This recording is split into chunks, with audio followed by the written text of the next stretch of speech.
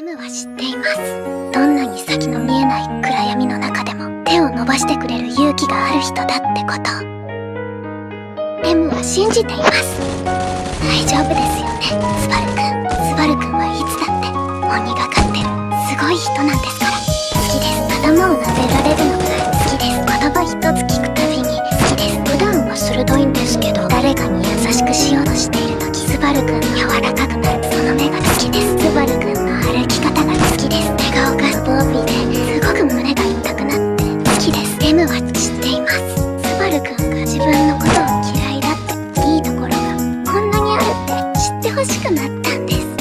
M は信じています。どうしてそんなに。 M が見ているスバルくんのことをスバルくんがどれだけ知っているんですか。英雄なんです。わからなくなった世界で助けに来てくれたこと、M を姉様を逃がすために魔獣に立ち向かって言ってくれたこと、一番欲しかった言葉を一番言って欲しかった時に一番言って欲しかった人が言ってくれたこと、ずっと M の時間は止まっていたんです。その夜から待っていた時間を凍りついていた心を優しく動かしてくれたんです。誰もスバルくんを信じなくなって負けそうになってしまっても、自分のことが信じられなくなったとしても M は信じています。M を救ってくれたスバルくん